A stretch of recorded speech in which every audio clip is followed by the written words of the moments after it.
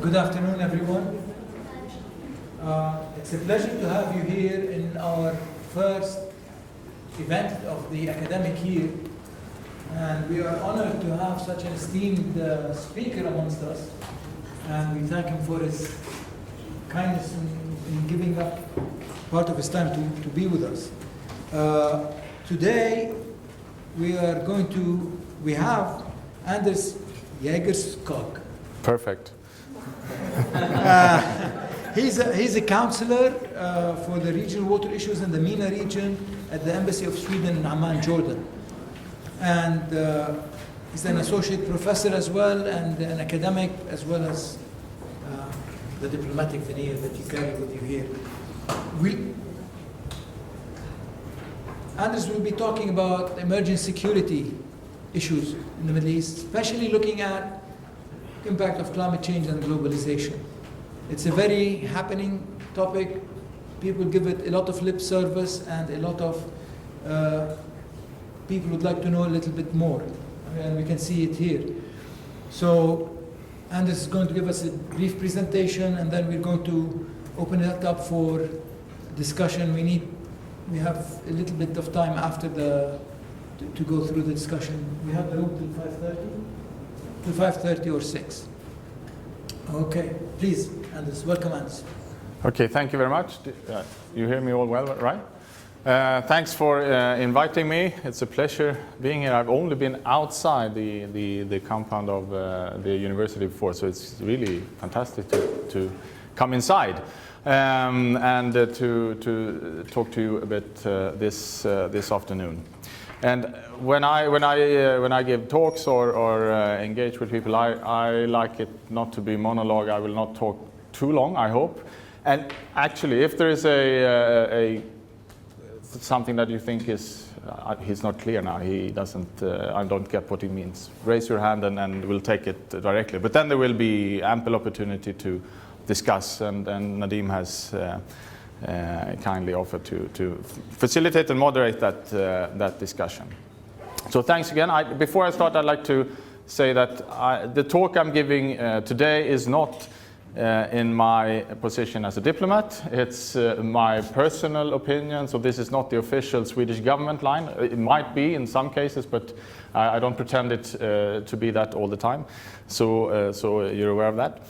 And as Nadim said, I'm going to base my few remarks on a book that was recently launched, is available for sale for anyone who's interested outside also, that I did together with the professor Ashok Swain, who's a peace and conflict researcher at Uppsala University, whom you may have heard of. And we've worked on this for a couple of years or so. And all of you are aware of the context we're in. There's a lot of focus on what academically, my background is political science, international relations, hard security issues. While we wanted to unpack and discuss within the sort of security architecture that you're discussing broadly here, but some of what we would call the underlying vulnerabilities in the regions, things that may, if not addressed properly, can become security threats. Some would argue that they are already today, but we think that there is a need, while we are focusing on the war in Syria, on the war in Yemen, which the region and the international community has to do, unless we address, this is the sort of argument that we're making in the book, unless you address these issues, and I'm sure there are more issues, but the ones we're focusing on in the book, water, food, energy, and migration, unless these are addressed, we will have even more problems further down the line. We are discussing this from a broader security concept, not the hard security, military security paradigm that is the focus of most of conflict researcher, but rather a human security paradigm which includes not only these issues, but among the concepts that are being discussed, it includes water, food, energy, and migration. And we also relate to some of the literature, of course, in the book, discussing. I mean, you've heard of the resource curse, perhaps. Maybe not so much in this region. You talk about conflict diamonds in Africa, etc., and it's a curse, or so the argument goes, to have too much of it. And we would say, we're sort of using that as an entry point to saying, I mean, the region has perhaps, from that perspective, too much oil. It doesn't lead, therefore, because not Lebanon, but many countries in the region have oil. They don't need to innovate. They don't need to focus on renewable energy, etc. And they, in a sense, can become too secure from that perspective. At the same time, they have too little of water. They have too little of arable land. I mean, I'm generalizing now. Of course, there are differences between the different countries. So there's both too much in a sense and also too little from another perspective. If we start out looking at the water, and some of this will be obvious, you know this. This is the most water scarce region in the world. If you look on the per capita basis, there's a very high degree of reliance of the fresh water you have available from a transboundary perspective. They are meaning that they are shared between 2 or more countries. And in a region where there is scarcity, that adds complexity to political relations, because you need to share the water with your neighbor who you may not particularly like, actually. There's a high degree, and I forgot to put that here, but that's also a contributing factor in terms of population growth. Some of the countries have a very high population growth, and in general there's a very high population growth in the whole region, which of course further exacerbates the challenge, because more or less constant supply of water is going to be shared by more people. There is, in spite of this, a very low, the lowest in the world, water productivity. I didn't put that either, but the way the region is using the water is not particularly efficient from many perspectives. And there is a focus. And that's counterintuitive. You'd think it's the most water scarce region, but why isn't there higher water productivity? And there are political reasons for this. The vested interest in maintaining subsidies, etc., because you don't want to change, and there are incentives not to change the status quo. There's a focus on supply. We look at desalination projects, particularly in the Gulf. You have cheap energy. You can desalinate and use a lot of water. In Israel, further south, there's a lot of desalination, and some of the other countries as well. Big projects. I'm sure many of you have heard of the Red Dead project that is being proposed in order to, both as a peace project, as a way to save the Dead Sea and whatnot. But that's a supply-focused project. You rarely talk about managing demand in a good way. There is also lack of good governance and sort of the right policies. I mentioned subsidies. Agricultural subsidies are high in many of the countries in the region, and that's a problem given that, say, 80% or so of the fresh water is used within agriculture. So water then, is it a source of conflict or a source of cooperation?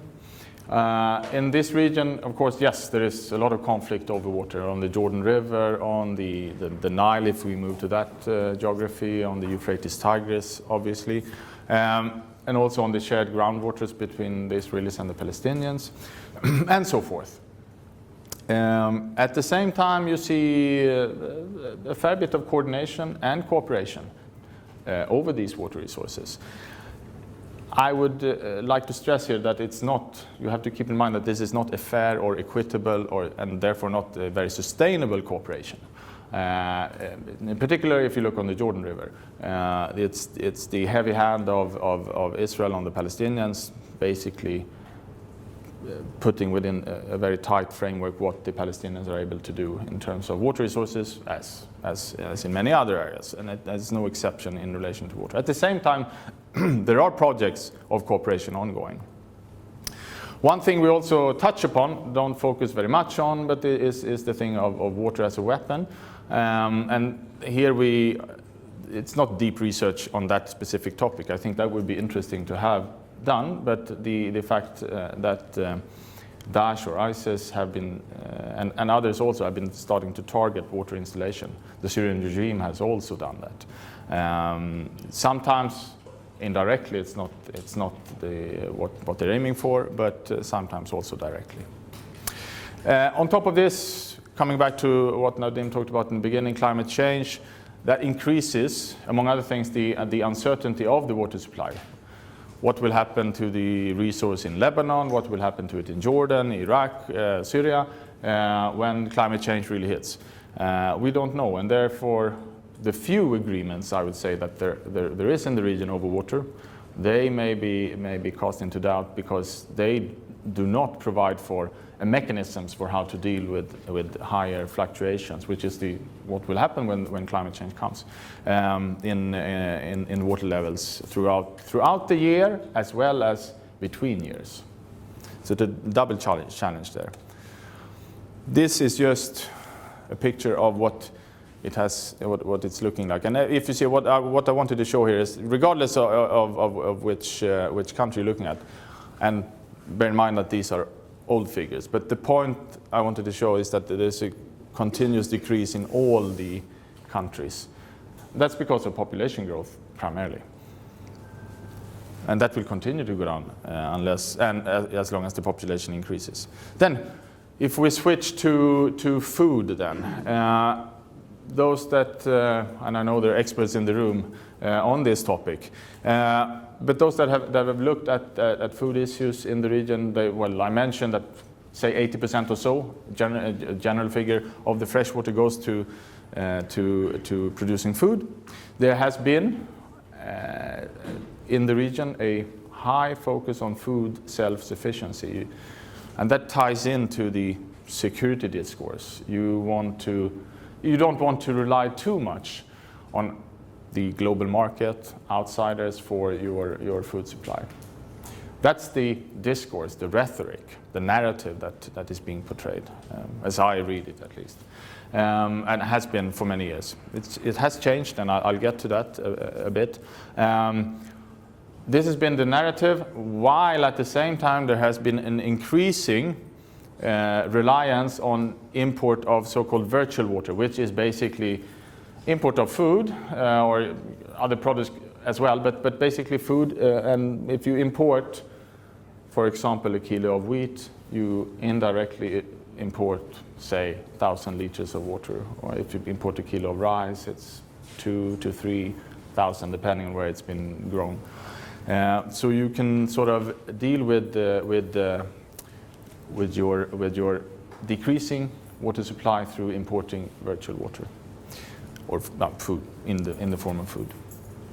There's been large-scale experience of sort of doing the opposite of that. The Saudis were at one point the world's, I think, either 5th or 6th largest wheat exporter. They basically used cheap energy to pump groundwater to grow wheat in the desert. They have, and I think that's good, changed that policy and are now relying more on import. I think it's also important to connect this discussion on food to the global developments. In 2008-9, there was a food price hike, which meant that many food exporting countries put export restrictions on their exports, which would hit the market, and meant that the food prices really spiked. And of course, that in a region that is highly relying to a high degree on food import, that creates uncertainty, and that has led to different things. But among other things, there's been more sort of a return back to the narrative and also policy of food self-sufficiency.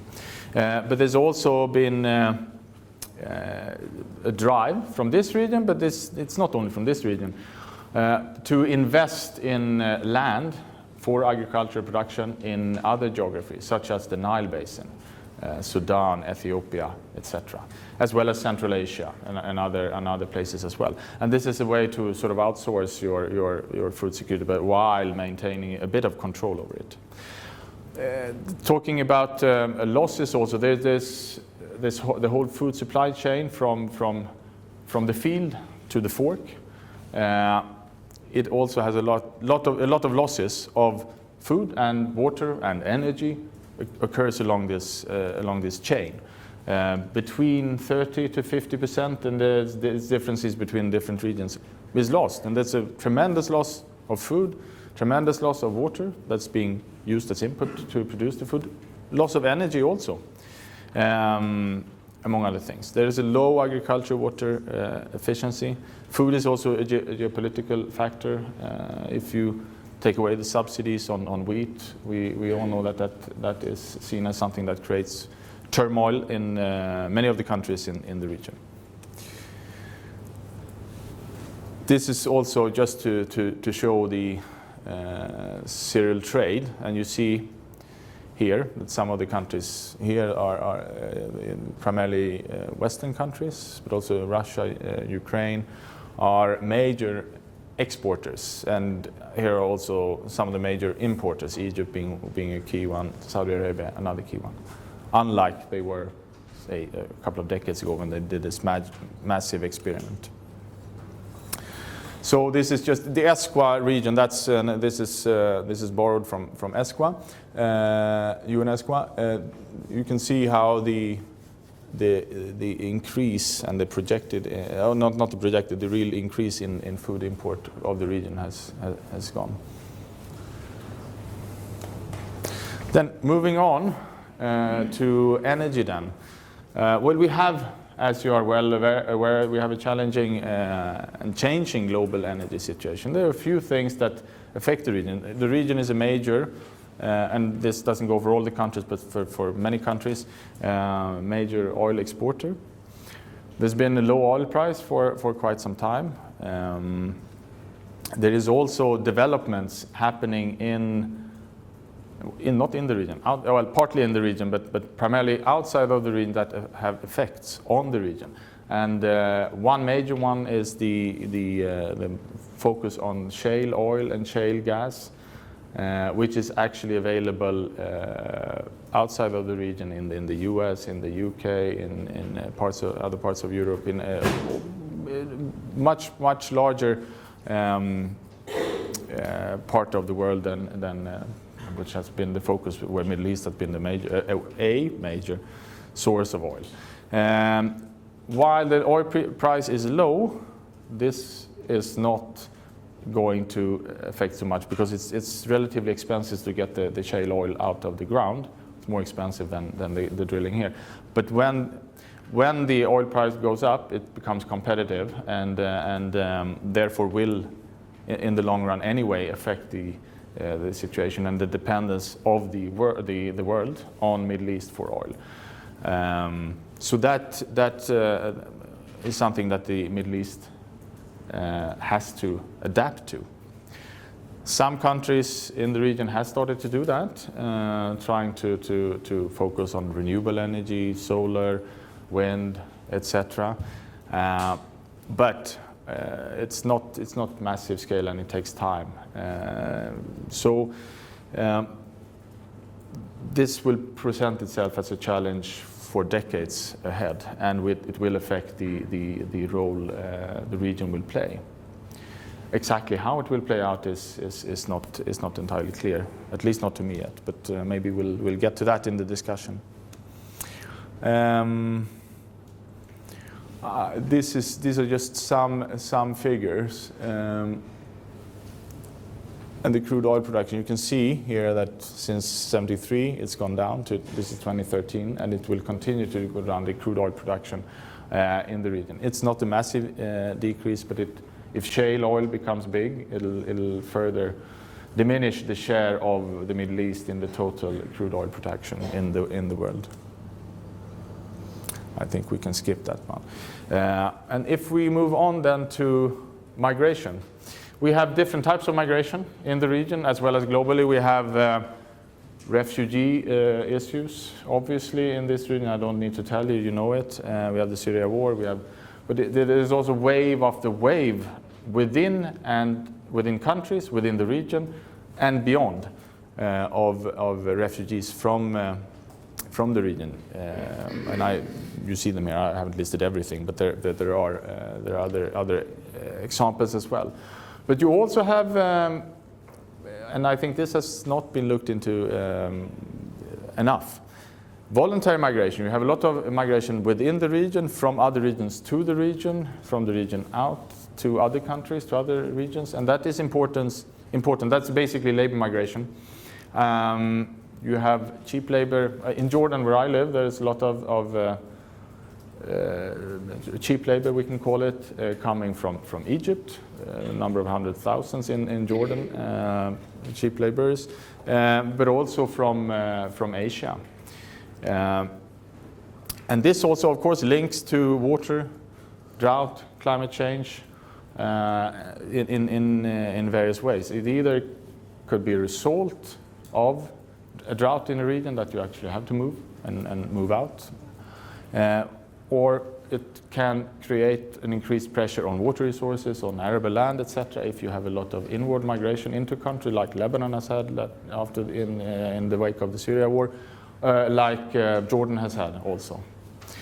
So it works in different ways.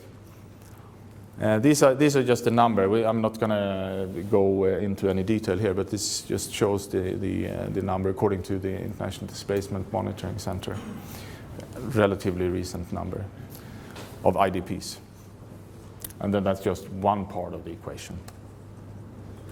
This is the remittances flow. I will not go into detail there, but just want to highlight that there are major the remittances, meaning the money that is being sent by labor migrants back to home countries, are a significant portion.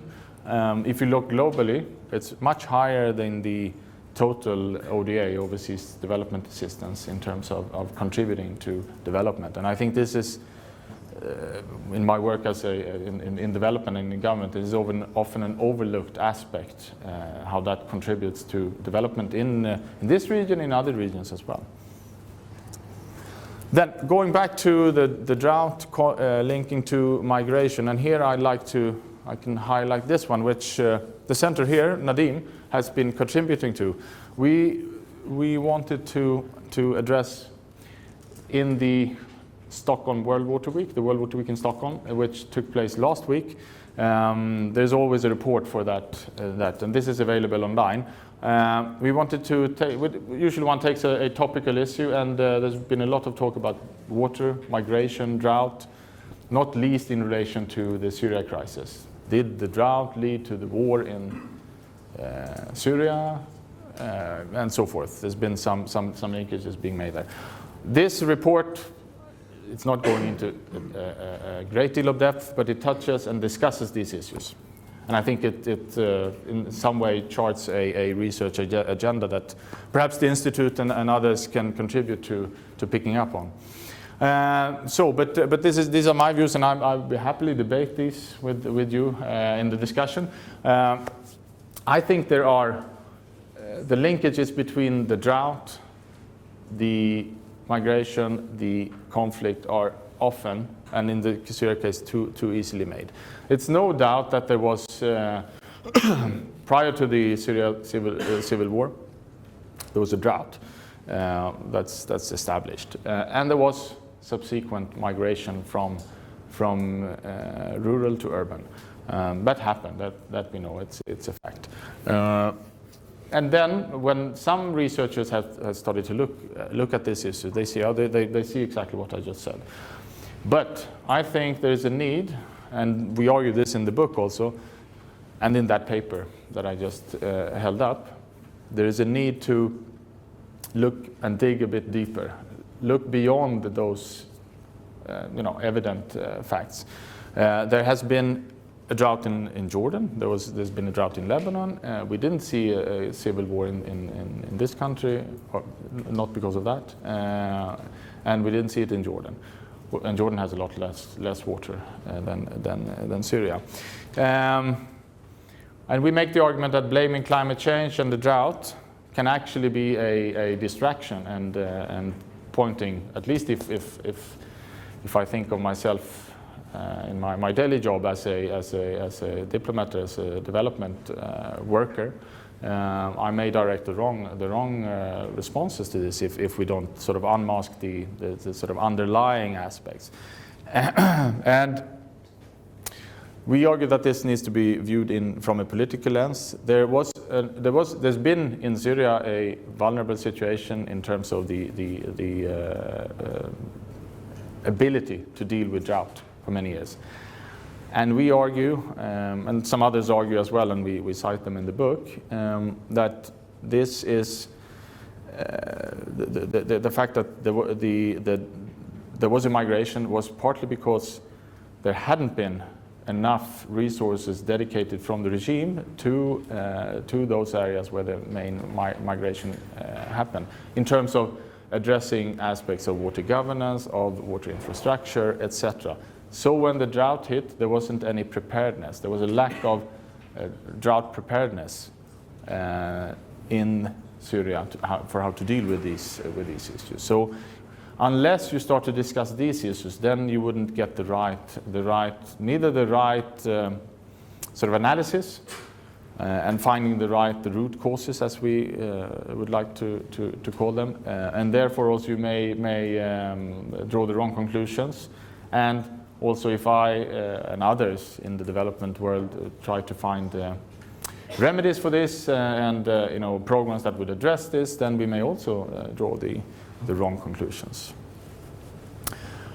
I think I'll happily sort of finish up with these conclusions to allow as much time for discussion and engagement as possible. So just in terms of very rough conclusions, I talked about in the beginning, you can use the terminology of the resource curse. You have too much of oil, sort of hampering innovation, etc. And also actually driving water scarcity, because you're able to use cheap energy to pump your groundwater, so it actually destroys and salinizes the groundwater. You have too little water, too little good arable land also in some parts, and on that add to that climate change with increasing uncertainty, etc. You have a securitization of resources. Water, food are seen from a security perspective, which may lead to the wrong policy measures. Obviously, there's a lack of social capital and freedom, and we discussed that in the book as well, to sort of channel your grievances and also to be able to affect your immediate circumstances, if it is to do with ability to affect the water resources and the infrastructure, the decisions that are taken on water in your immediate vicinity. If you're a farmer in Syria, or that's one thing, but also on the higher political level. And there is a heavy focus, and we of course understand that on the immediate security risk, the hard security risk that the region has to deal with every day. While we think that unless the underlying vulnerabilities are dealt with, I think, and we think, the region will run into even more challenging situations in the years ahead, we're afraid. So thank you, and I'm looking forward to engage with you.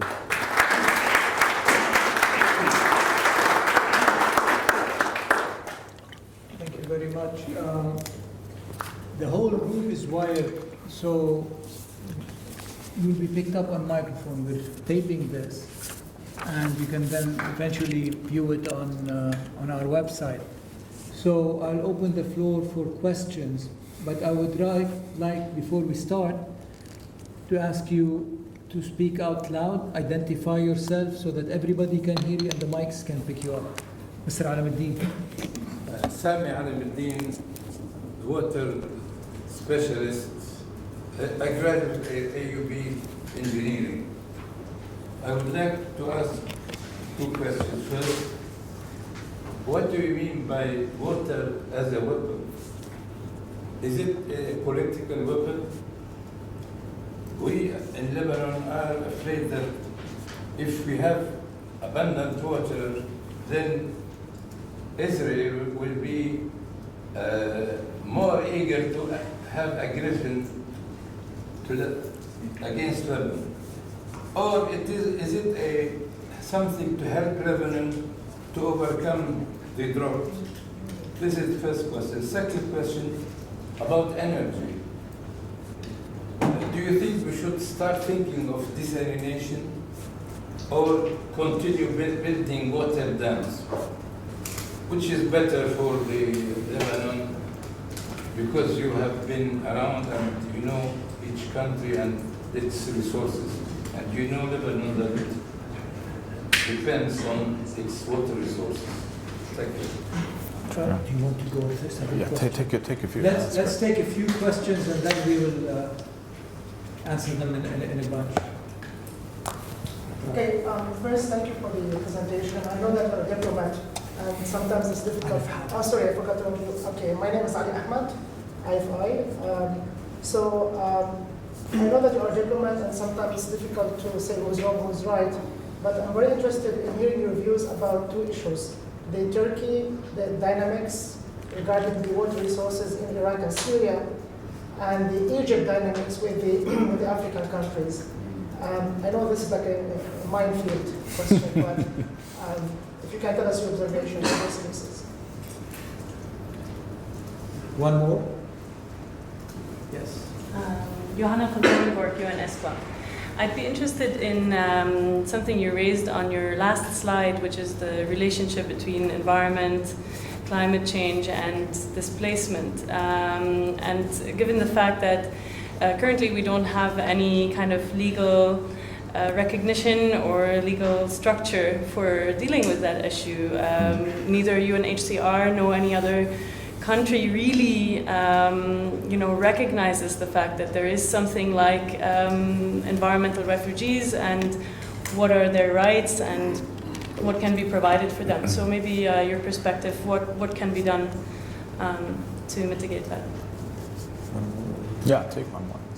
Go ahead. I'm Jennifer Skolkiawais. I'm a political scientist at LAU.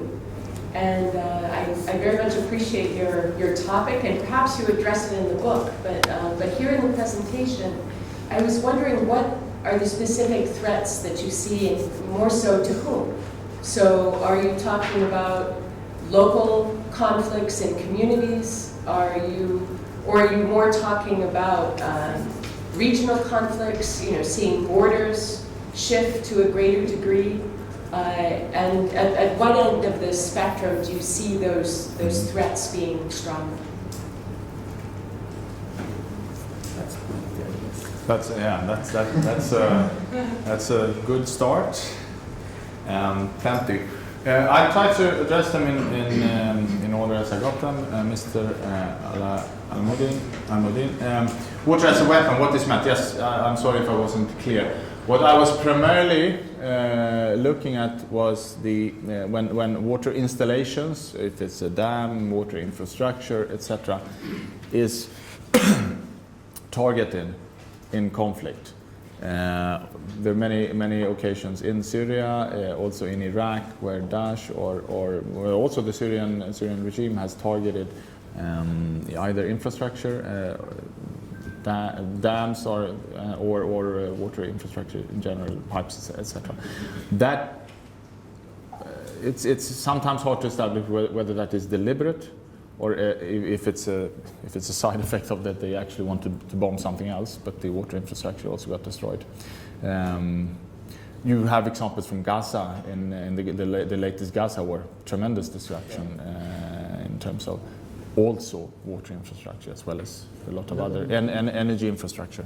Lebanon, yes. A lot of our water infrastructure. Exactly, it's another good example. So this and the question we're raising, we don't draw any definitive conclusions on this, and this is only a small part of the book. Is that we can see that this is happening. Sometimes as I said, it's very hard to establish whether it's deliberate or whether it's direct or indirect. Sometimes it seems to be direct. On the question number 2, should you go for desal or dams or perhaps a combination of both? I would say that it depends on your access to energy. If you're want to go for desalination because it's energy intensive, so it's related to the energy price. Also, if you want to use desalinated water for irrigation, for example, it doesn't make economic sense. If you use it in the municipal or industry, it makes economic sense because the cost of, say, 1 cubic meter, 1,000 liters, would be around $1. I'm talking very roughly now. If you want to grow wheat with that, you add $1 to the other costs of wheat. You realize quickly that is not a feasible option, unless you choose to subsidize it. But that's not a great option, I'd say. So I'm not giving a definite response here, but desal could be one of many things. And dams are, of course, in order to mitigate drought. Dams or other types of water storage facilities are important. If you store it in the ground as groundwater, you can do that, or you can do it in dams, etc. And you should do that as a way to deal with periods of drought. So yes, but the combination then. Mr. Ahmad, those are tricky questions. The Euphrates Tigris system and the Nile. And I'll repeat that I speak as an individual and not as the Swedish government here. Of course, there's been decades of conflict over the Euphrates Tigris, and Turkey being the upstream, but also being the most powerful in terms of military, political, economic, etc., gives them clearly the upper hand in being able to determine how the water is used and how much water they are letting through to Iraq and Syria. All the discussions that were held before are obviously on the back burner now because of the war in Syria, etc. But I'm sure there's some discussions with a very low level.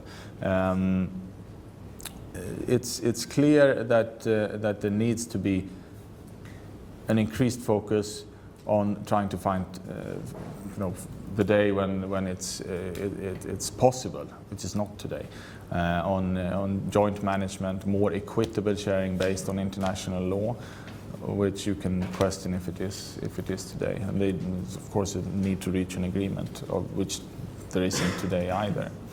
And those are the principles it should be based on. I'm sorry, I'm sounding a bit like a diplomat here. I realize this, but you'll have to bear with me. On the Nile and the role of Egypt, Egypt has been for long the dominant country in the Nile basin. But there are 11 riparians of the Nile River. And when they all, at different levels and at different times, started to develop, they would, of course, the other countries would need more energy, more water, etc. And this is what we're seeing happening today. And on top of that, you have a heavy population growth also in the Nile basin, not only in Egypt, but even more so in a country like Ethiopia. And what we see now is a development where Ethiopia in particular are able to finance their own water infrastructures, the Grand Renaissance Dam, that is the hot topic. There are discussions, I'm aware, between Sudan and Ethiopia and Egypt on how to deal with this, and there's some not formal agreements, but some sort of declarations at least with the intent that they should work together. But it is a new situation. Politically speaking, Egypt is not in the same situation it has been previously, being able to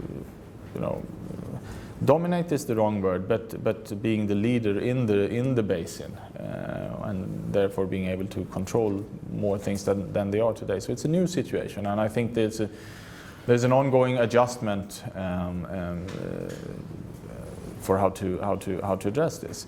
But I'm hoping that there is a possibility that the parties can come together and agreeing both on some type of joint arrangement for being able to for the regulation of the Grand Renaissance Dam. But because if managed in a joint, either joint or in a way that is agreed upon, it can actually benefit both Sudan in particular, but it could also be good for Egypt. A lot of energy is going to be generated if and when the dam is finalized.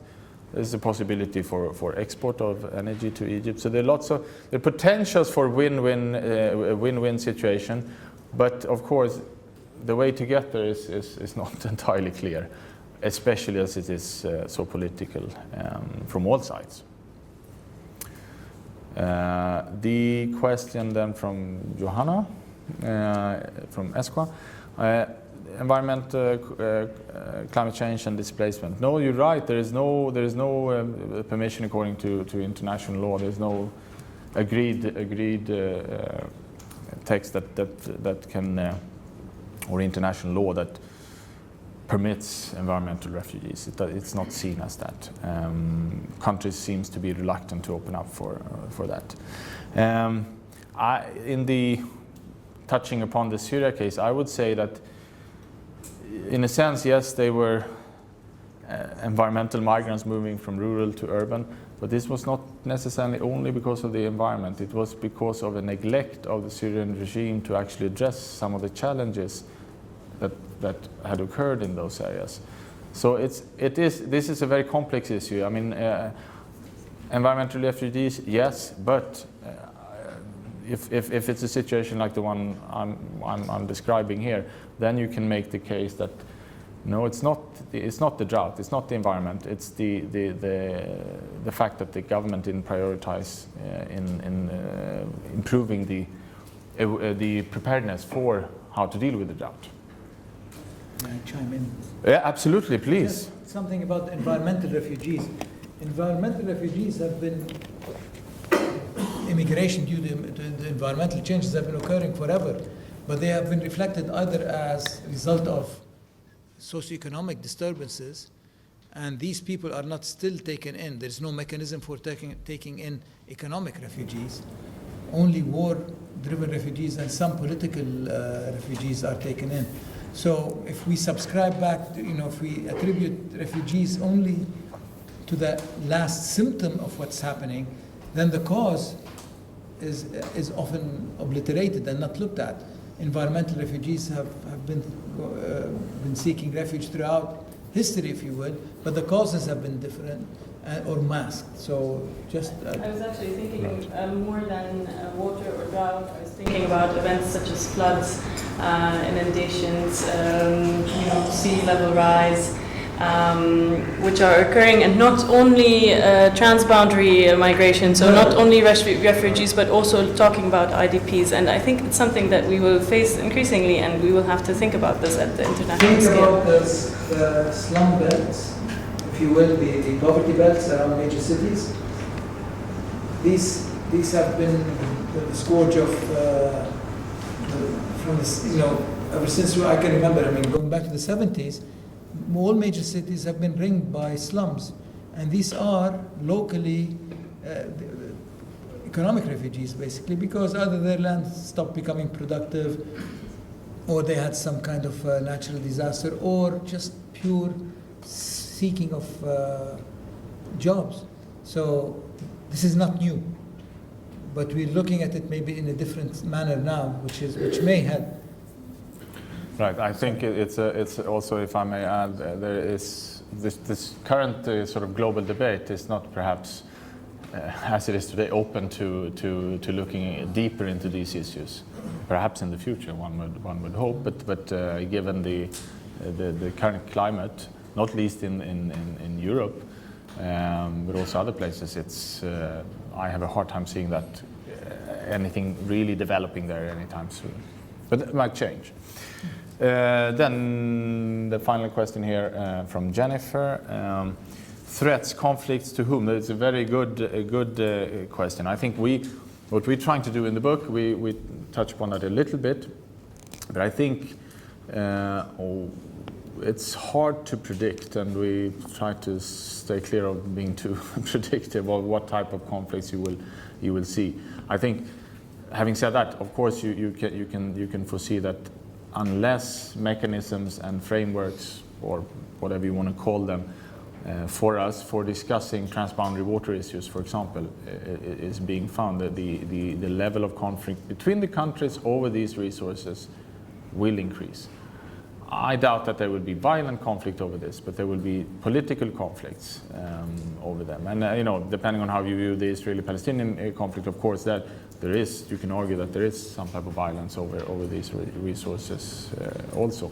And you may see more of that, but you will also possibly see a situation where, unless some of the countries in the region address their heavy reliance on oil, if you don't address that will lead to internal conflicts within those countries, because you're not able to buy off, in a sense, your population in the same way as you did. So it could mean, in that sense, it could mean internal disturbances, conflicts, and if not managed, that could lead to disastrous consequences. But we don't pretend to wanting to predict any of that, but we want to more highlight that these are issues that can take different turns depending on how you try to address them. And also, these are obviously interlinked, all of these issues and other issues that we bring up in the book also, that may coalesce and come together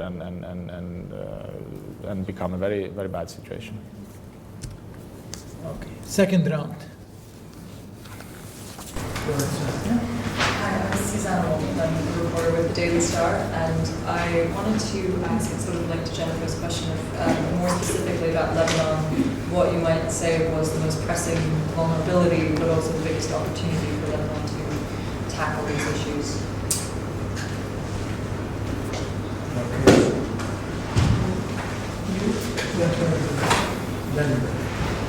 Hi, Paul Cochran, journalist. I agree with you on the Syria with blaming the drought as a distraction.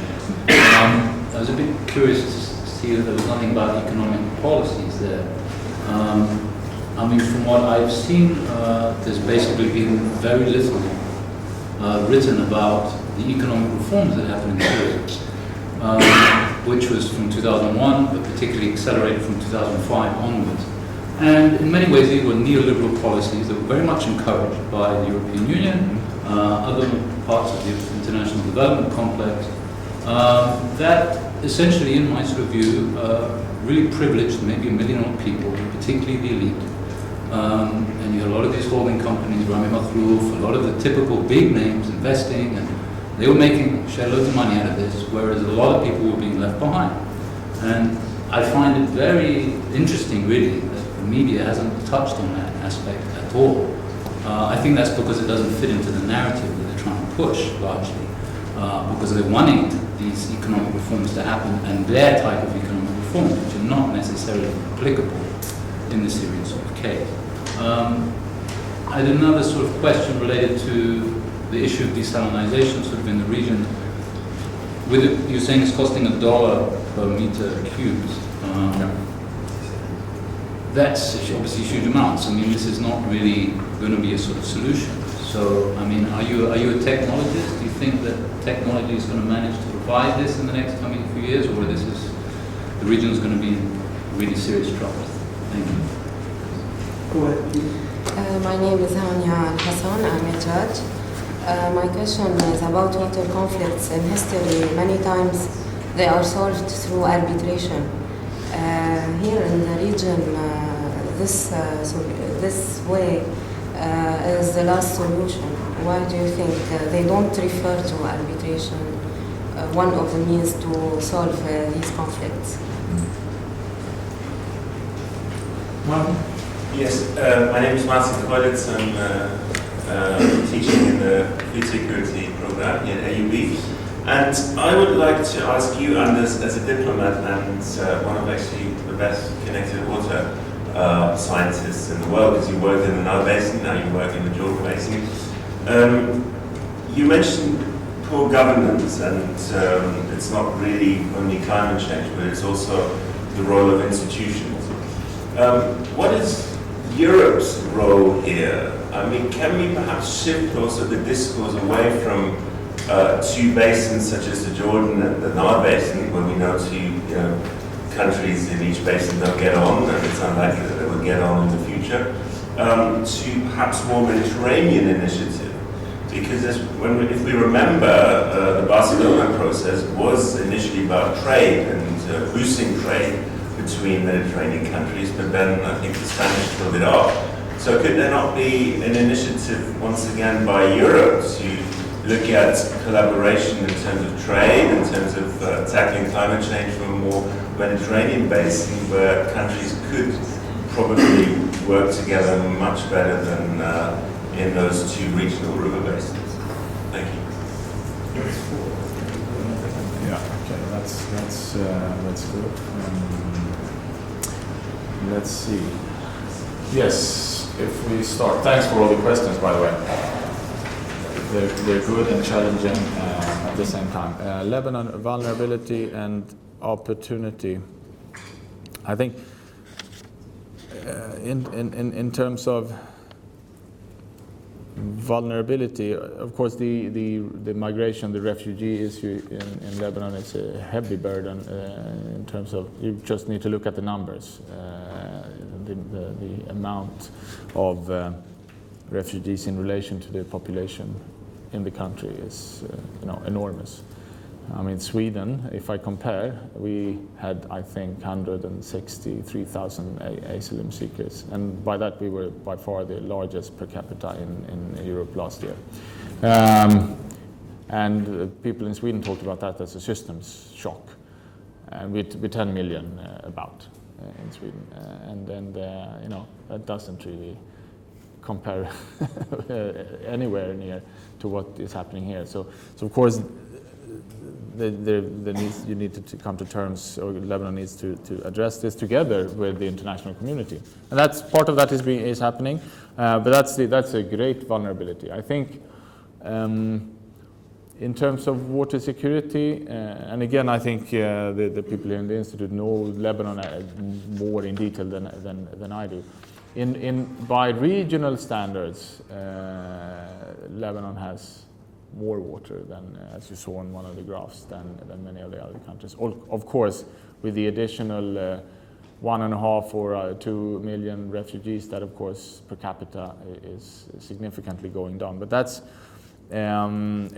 an opportunity, perhaps for increasing production. But then it needs to be production that is less water intensive than some of the examples you have in this country, and definitely some of the examples you see in other regions. The question from Paul, was it? I think you're completely right. I think I found one article that actually takes on this, now I try to remember the name. We perhaps mentioned it briefly, but the economic reform policies and the interests of the elites is definitely a contributing factor to also what I was talking about. I didn't go into detail about that, but the neoliberal policies that increase the sort of the spectrum between the very rich and the poor. As we talked over lunch, most of Syrians were, I mean, relatively poor before, but the Gini coefficient must have grown. I haven't seen figures, but my guess is that it's grown in the years running up to the conflict significantly. So yes, that I see as a contributing factor as well. Desalination, is it a solution or not? I think it is, and what does it look? How does it look for the next few years? I mean, desal is perhaps part of the answer, but only a little part of the answer, because it's expensive unless you have loads of money to subsidize the water you're producing. So in that sense, and if you are very good at it, you can get the production cost down from $1 to maybe 70 cents or so. Nevertheless, it's not really for agricultural water if you want it to be economically workable. But coming back to one of the points I mentioned in the beginning about water productivity, it's very low in the region, and it's not that if you improve water use efficiency that you will solve all problems, because that may create more challenges also at the same time, because you're actually going to use more of the water that. And if you're better at using it through drip irrigation or whatever, not as much would trickle back down into the groundwater. So these are complex issues. It's not easy, and I'm not an expert on it. But there are, of course, having said that, there are possibilities and opportunities to improve the efficiency, and also to, perhaps, but this goes against the narrative, to try to switch some of the allocation of water to agricultural production to industrial production. This is easier said than done. I mean, the social adaptive capacity of a society and the economic diversification needs to be greater in most countries than what it is today. But in the long run, that's nevertheless the road you have to take, I believe. But this is not an easy road, and it's not a blueprint solution, and not an easy solution. But that's the way. That's the sort of the opportunity.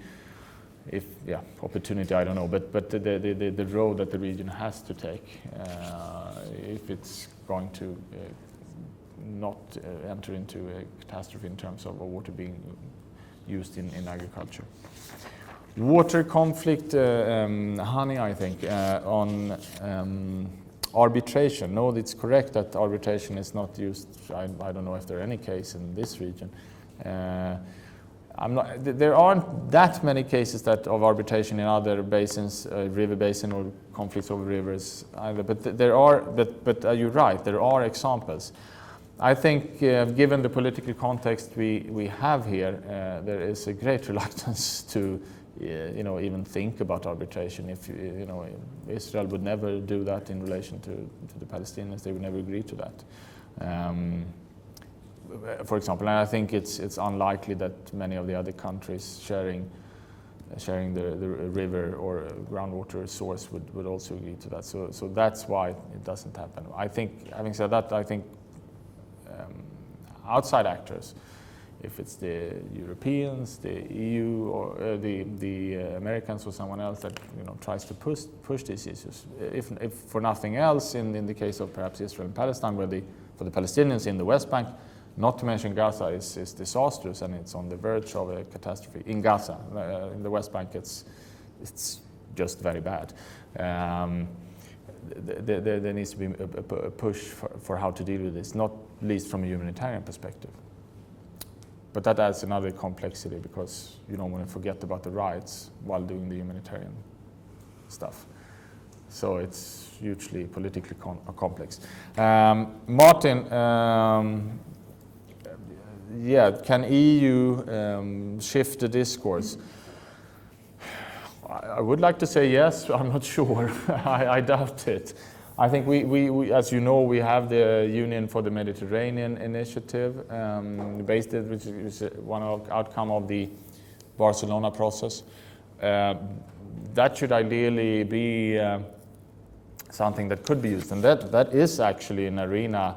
It's not talked about very much, but where the countries of the Middle East and the Mediterranean are meeting, they're agreeing on declarations, they're agreeing on work. If that could be beefed up, then perhaps that could be utilized. But at this point in time, I don't have too much faith in it, frankly speaking, in terms of being able to do the big thing.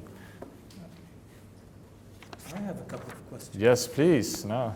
I've had the opportunity to read. I'm unlike many of you here. By the way, the book is being sold outside. It's reasonably priced. So, and it's a good read. Lots of points of discussion, though. Good. We'll keep some for dinner.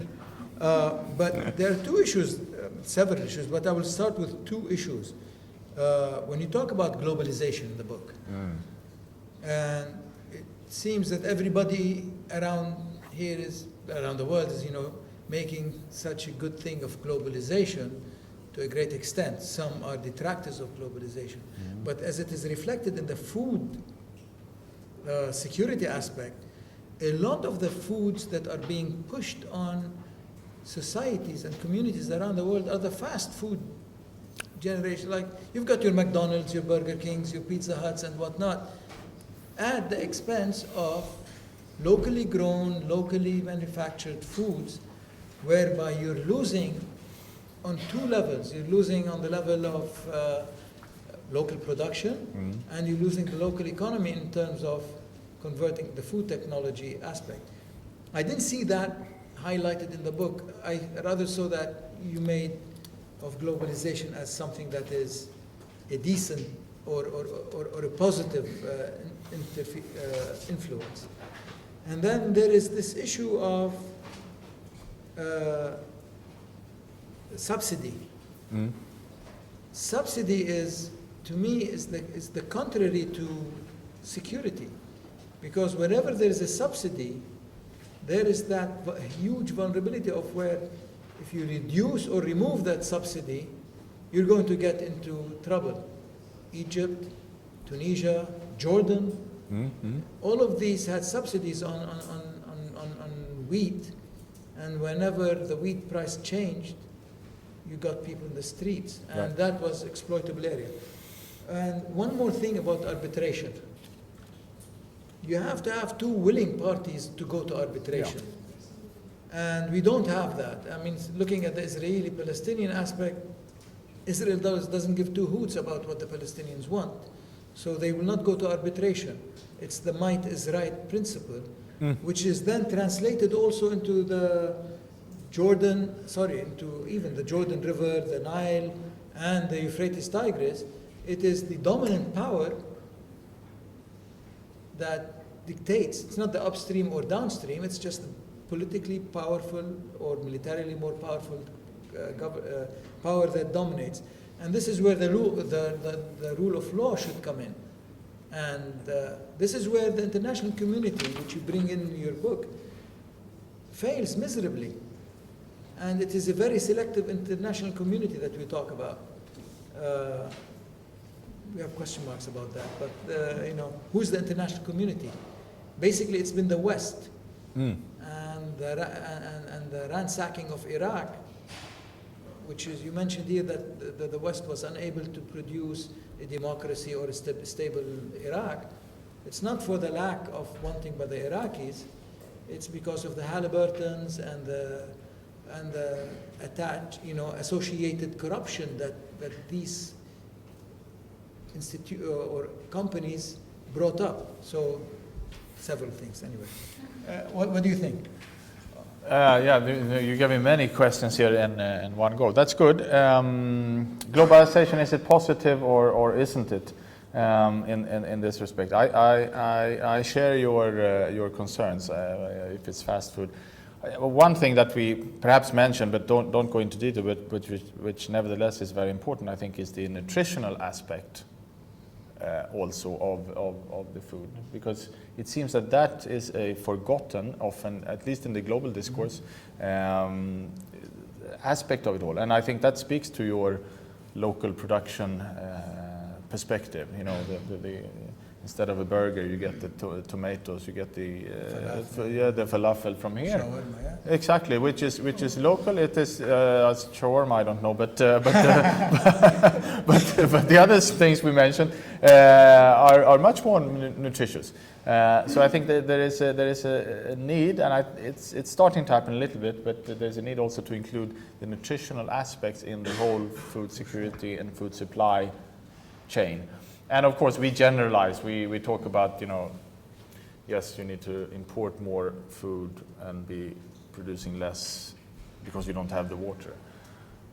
It's easy to say at the macro level, but then you run into these kind of challenges of local produce, nutrition, the local economy, the lack of social adaptive capacity, the lack of diversified economies. So we realize and agree that those are challenging. Subsidies, yes, they are. We pinpoint subsidies that are not helpful from if it's a water perspective, if it's from a food security perspective. Nevertheless, I agree with you. If you remove these subsidies, there can be lots of disturbances and problems in society. So if you are to move away from some of these subsidies, it has to be a very slow process. And you will, it's not that we argue that, yeah, you should get rid of it altogether at once. That would be detrimental. And it's not possible politically to do that either. But of course, if we want to address the issue of water and food security in the region, you need to start to look on these hard questions. But then again, not arguing that they should be, removed quickly or removed in full anyway. Arbitration, Mike is right. I completely agree. You need to be two willing parties. The dominant power dictates. That is definitely the case, and that we do touch upon and discuss this in the book. And it's not about position in the basin. It's not if you're upstream. In the case of Turkey, they're both upstream and dominant. Israel is sort of midstream, but still dominant. Downstream. And Egypt. Yeah. Up until now, at least, although they're forever going to be downstream. Whether they're going to be the hegemon is forever. That's doubtful. But they've been the dominant actor in the Nile basin, even if they are downstream.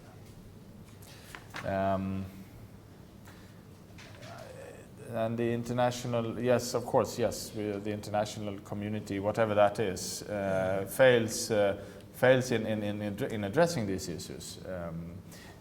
That's true, and the international community being primarily the West, and there are many miserable and both results and actions. The Iraq War being one of them that has led to disasters in plural, I think.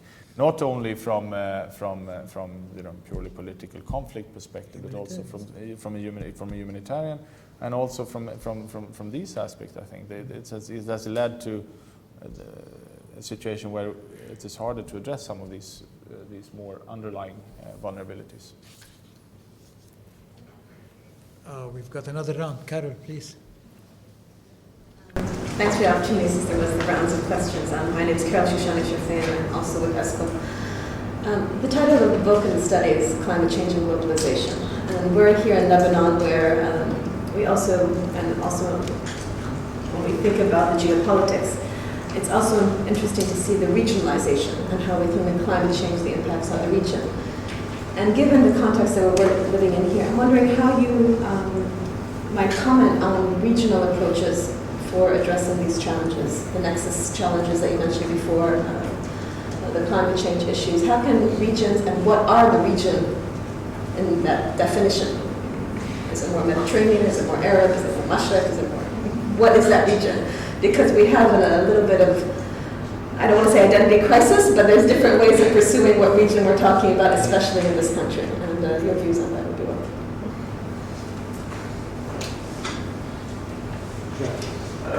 John from IFI. One of your prescriptions, I think, is moving from water intensity in agriculture towards industry. Was it right? And that would make the region more reliant on trade, which would also contribute to climate change. So isn't it counterintuitive? Can I ask for clarification? Yes. You're saying that if we move from towards more trade, that would contribute to climate change? It would increase imports, right? Yes. Imports of agriculture, of food. So that's contributed to climate change. And if we're one of the causes of our conflicts and threats is climate change, so why should we go towards that? Okay. Yes. Sorry, I can't hear properly. Can you use the microphone small? If possible. The mics are all over, so you have to just speak loud. Oh yes, they do that. Would you like to say something? I have a question. No, not true, but I'm not listening properly. That's Okay. what I said. Any more questions? Yes, so I'm from the Nature Conservation Center at AUB.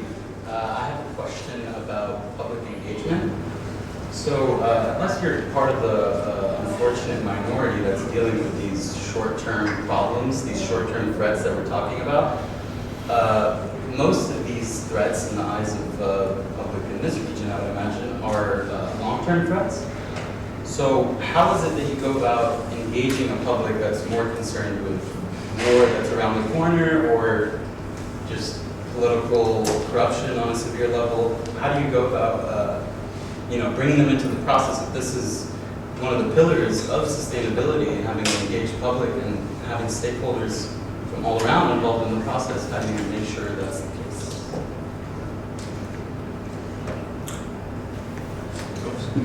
Good. Okay, thank you for this round as well. Carol, great question. Regional approaches. Yes, I think there is scope for regional approaches. We know, and it touches upon your question a little bit also, that the trade within the region is not high.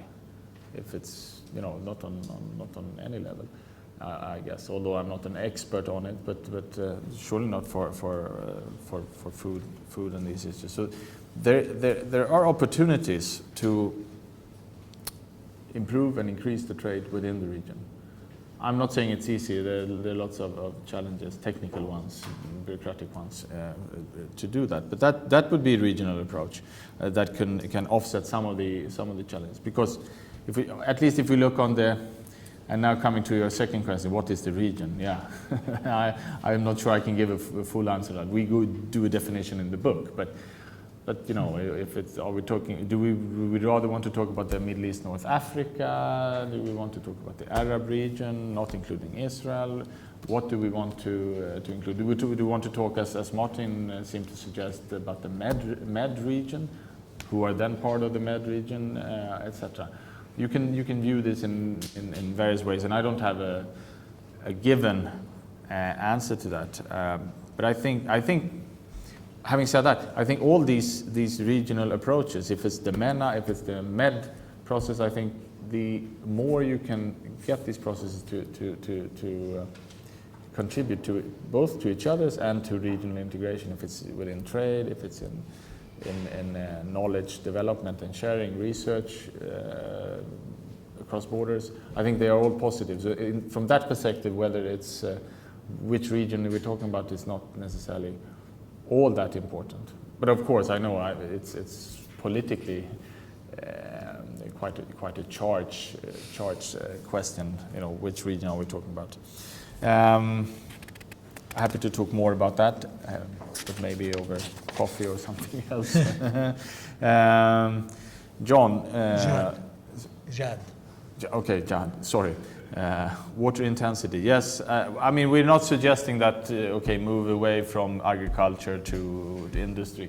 As I was saying, there's lots of social implications of doing that. We are suggesting a slow and gradual move, perhaps, towards more industrial production. But that needs to go together with policies that actually encourage economic diversification, going far beyond sort of the topic that we discuss in the book. But unless that is happening, that it's impossible. That would decrease the water use if one would move in that direction. Coupled to that, the improving the water productivity, which would mean that you get more output per drop, and that can happen through doing exactly what we talked about, moving from agriculture to industry, but also through improving agricultural efficiency. But then your second part of the question, isn't import and export contributing to climate change? Yes, I think it is. But then again, if you don't have the water, you may have to rely on this anyway. I would assume you were talking about the fuel, etc., to get yeah. It will contribute. You can't mitigate all of these issues, unfortunately. So I think you have to just to accept that. Interesting question from the friend from the Nature Conservancy here. Public engagement. How do you engage public? That's a very tricky one on these long-term threats, with some of them which may not be so long-term.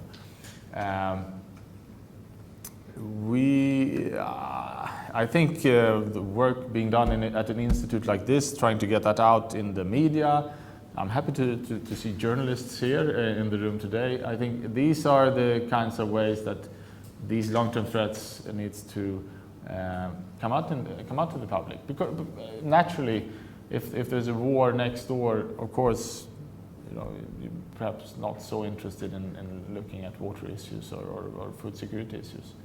I think it's natural. Therefore, one has to try to reach out through media, and I think, including myself, we need to be more perhaps savvy in trying to get the message out, without portraying that it's going to be a big war about water, which because I don't believe in it. But and you have to address it and try to get out anyway. Not a great answer, but those are my thoughts. So, I guess this is it. No more questions? My name is Leslie Murphy. In regards to water security, what if the water becomes contaminated or tainted per se, especially in the Syria-Iraq region, since there are radicalist elements that are in there, and everything that you're talking about is depending on the availability of water in the area? Are there contingency plans set in place against something like this?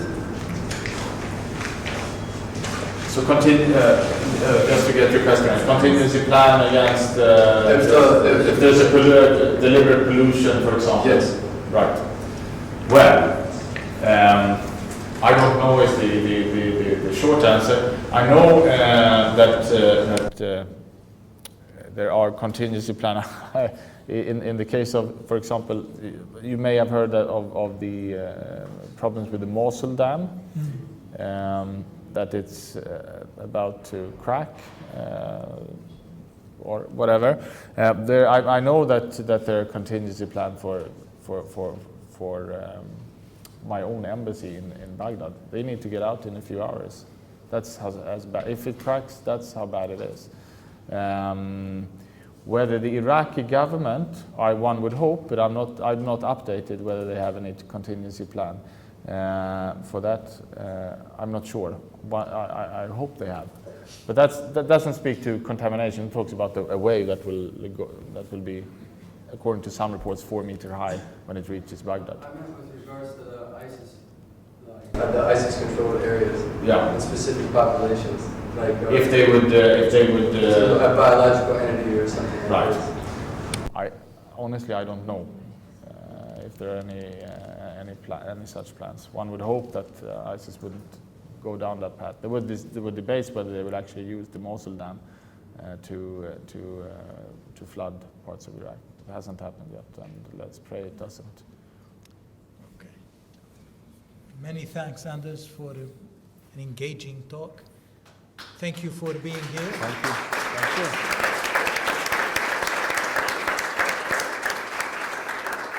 And we hope to see you with us again soon. You're not too far away. No, I'm not far away. I'll be happy to. Thank you. Excellent. Thank you very much. Thank you.